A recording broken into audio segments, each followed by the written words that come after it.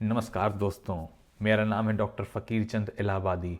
हमेशा से डॉक्टर बनने का सपना था मेरे माँ बाप का। मुझे भी इंसानों से काफ़ी लगाव है, स्पेशली फीमेल्स। मैंने एमबीबीएस की सीट अपनी मेरिट पर हासिल की, सिर्फ 2 करोड़ में, और एडमिशन लिया Stanford institute of medical sciences Ghazipur, जहाँ पर मैं खूब गांजे का नशा करता था और चरस बेचता था। मेडिकल कॉलेज बहुत ही अच्छा था।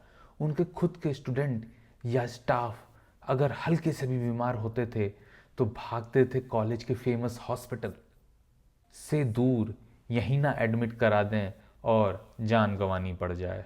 मेरे बैच में एक सुंदर लड़की थी जो गर्लफ्रेंड थी मेरे सीनियर की, और डॉक्टरी ने मुझे काफ़ी कुछ सिखाया है, जैसे कि पेशेंट्स की सेवा करना, उनसे हमदर्दी रखना और उनका फ्री में इलाज करना जब वो हमारे सिर पर बंदूक रखे होते हैं। रिस्पेक्ट देना सीनियर्स और प्रोफेसर्स को उनके सामने चुप रहकर। इसलिए मैं चुप रहा करता था वाइवा में और इसीलिए फेल हो जाता था। हॉस्टल लाइफ ने काफ़ी कुछ डिसिप्लिन सिखाया, जैसे कि सुबह सनराइज से पहले सो जाना, क्लिनिकल ड्यूटीज़ में रात को इमरजेंसी में सोने के लिए बहुत ही ऑर्गेनाइज्ड तरीके से अपना पॉन कलेक्शन रखना। मेरे परिवार ने बहुत स्ट्रगल किया है। मेरे बाबूजी कहते हैं कि सुबह वो उठ के पानी चबाते थे, उसके बाद एसिड में तैर के, मगरमच्छ से पैर कटवा के, हवा में छलांग लगाकर वह स्कूल में सिर्फ एग्ज़ाम देने जाते थे और टॉप करते थे।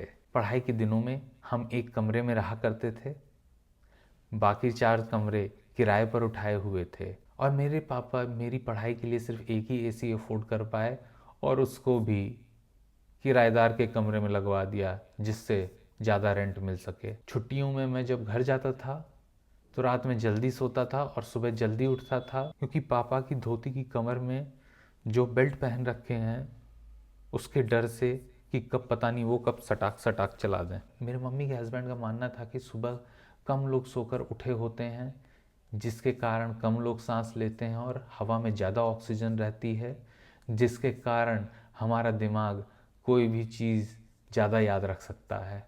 मैंने अपना पैशन फॉलो किया, जगह जगह घूमने का, और उसे ही अपना रोज़गार बना लिया। ज़ोमैटो और स्विगी से डिलीवरी करके काफ़ी कमाई हो जाती है इससे, जिससे पूरे परिवार में सिर्फ मैं अपना पेट भर पाता हूँ।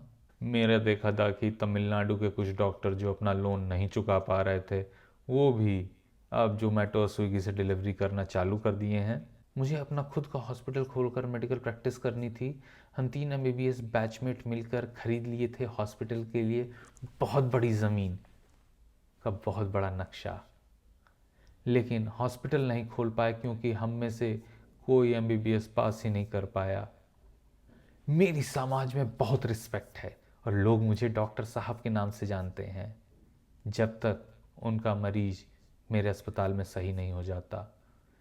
जब बिल देने की बारी आती है तो कहते हैं डॉक्टरवा चोर है, इसने तो लूट लिया, काले काले बालों ने और गोरे गोरे गालों ने।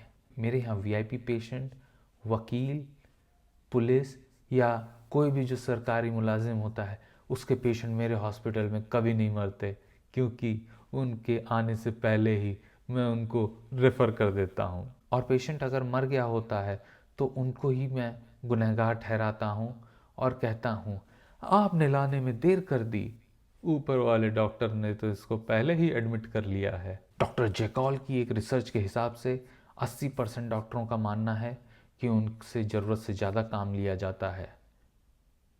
बाकी 20% या तो झोला छाप डॉक्टर हैं या तो नॉन क्लिनिकल सब्जेक्ट पढ़ा रहे हैं। आईसीयू में डॉक्टर्स की हालत काफ़ी ख़राब रहती है, इसलिए हम उन्हीं पेशेंट्स को रखते हैं जो सीरियस हों और कहीं इधर उधर ना भाग पाएँ, ताकि वो डॉक्टर पे हमेशा नज़र बनाए रखें और डॉक्टर की स्थिति अच्छी बनी रहे। कभी कभी वेंटी वाले पेशेंट्स को जिम्मेदारी दी जाती है कि वो डॉक्टर का बेहतर देखभाल करें जल्दी मरकर।